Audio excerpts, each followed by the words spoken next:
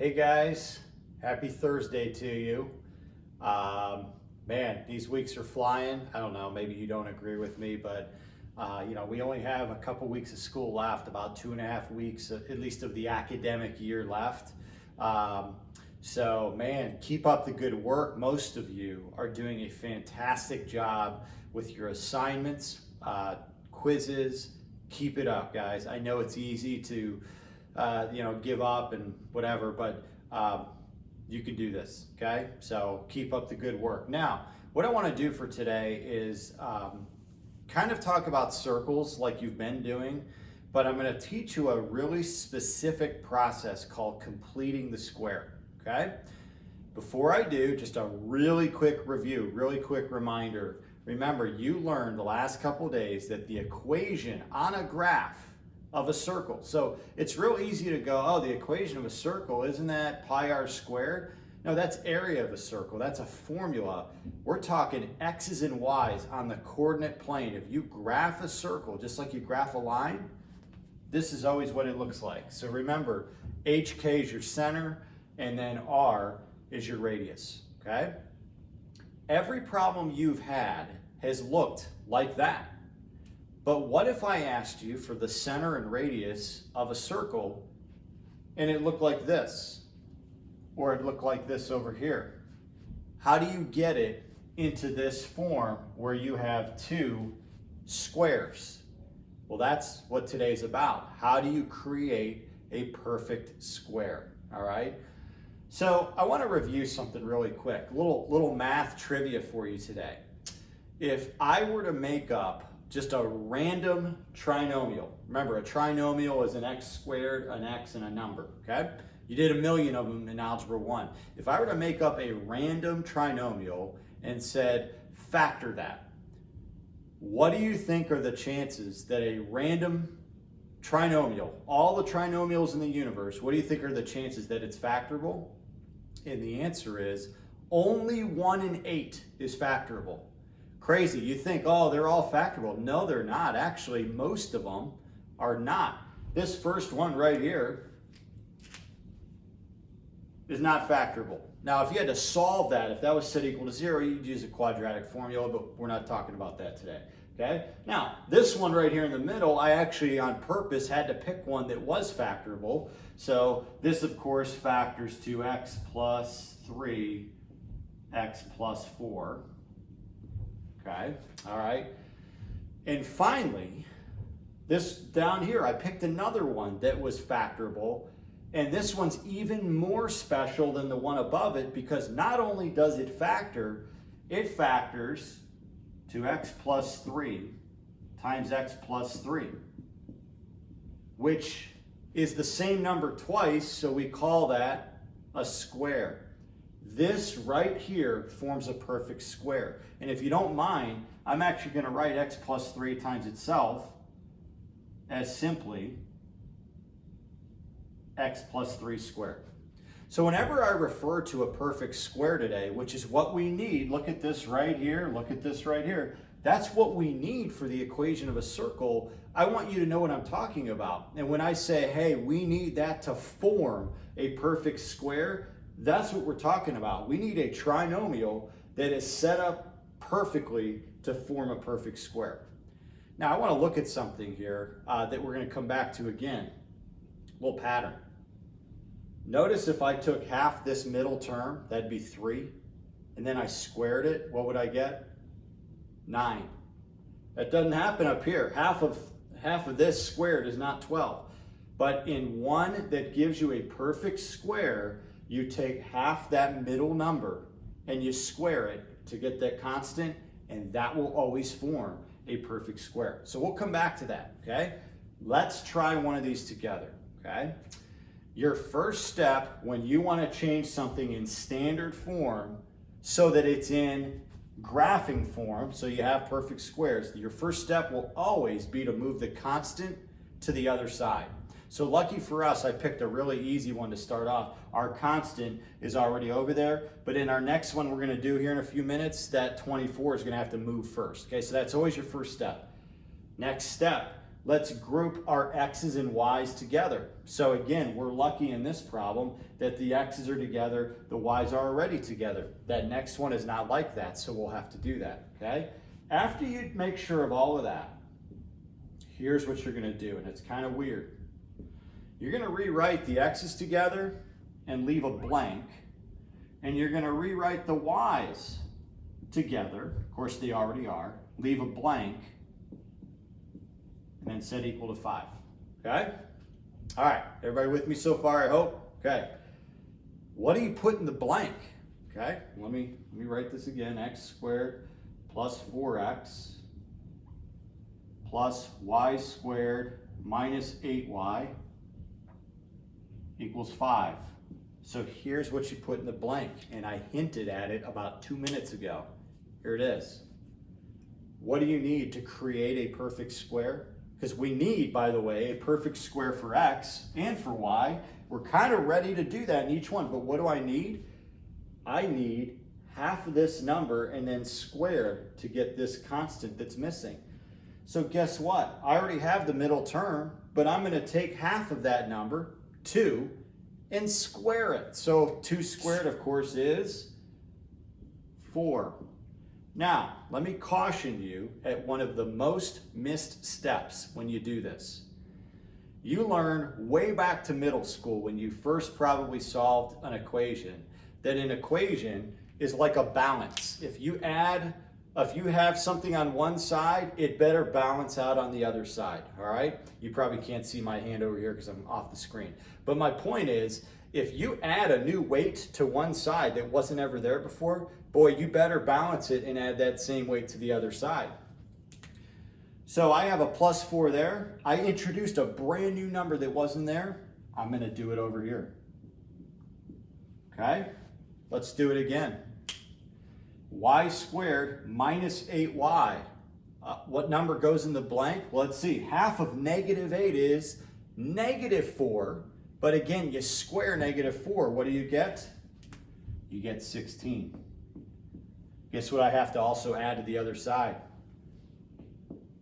16.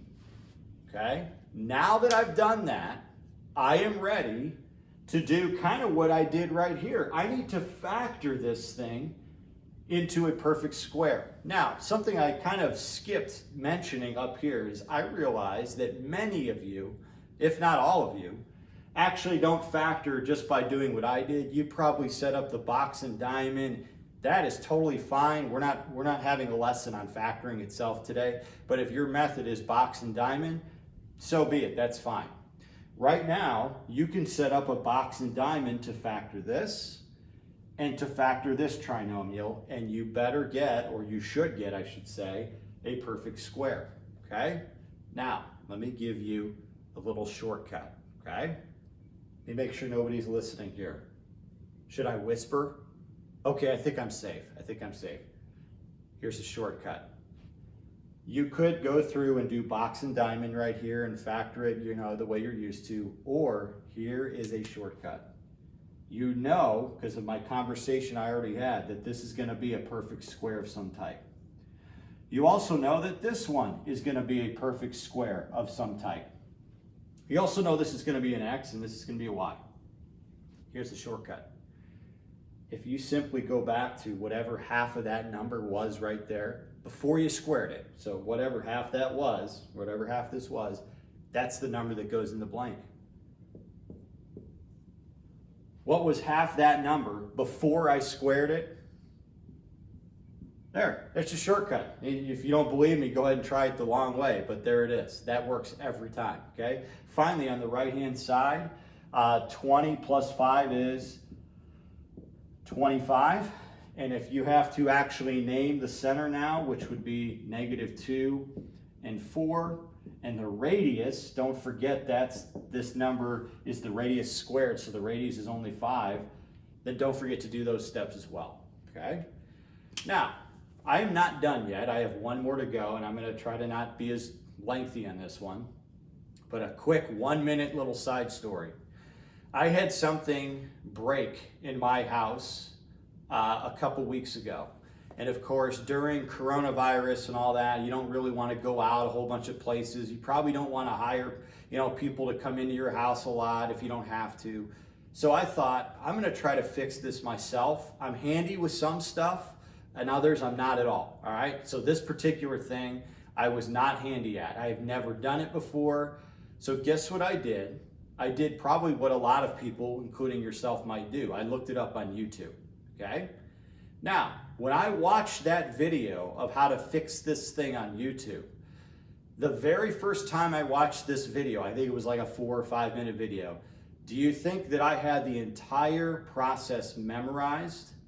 Absolutely not. What did I actually have to do as I fixed this thing in my house? I kept playing that YouTube video over and over. I'd play a part and I'd pause it, and then I would do that thing. And then I'd play another part and then I'd pause it. And if I missed something, I might have gone back and replayed that part again. Wait, I didn't catch that the first time. Guys, I think you know where I'm going with this, and I think some of you are not taking advantage of this. Do that with these lessons, especially one like today.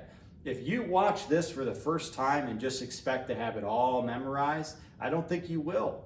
But if you use this video and go back and rewind it over and over, maybe as you're trying your homework and you got to replay a certain part again and again, so be it. That's how you learn, okay? So I want you to really try to do that with this video. I wanted to say that because I'm going to go ahead and erase this part now, but you can always rewind and that won't be erased. But I want to have room for the other one, okay? So let me go ahead and erase. I'm going to just erase this whole part here. Okay. And by the way, if you're in the mood for a challenge and you want to go ahead and try that second one right now, pause me, try it. Maybe after one, you think you have it down, okay?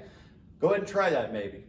For everybody else that's not daring like that, I'm going to go ahead and just do one more for you here, okay? So here we go. What did I say is always the first step in these? If it's not already done, move the constant to the other side. So I'm going to go ahead and do that first. I'm going to kind of start over so I have a little more room.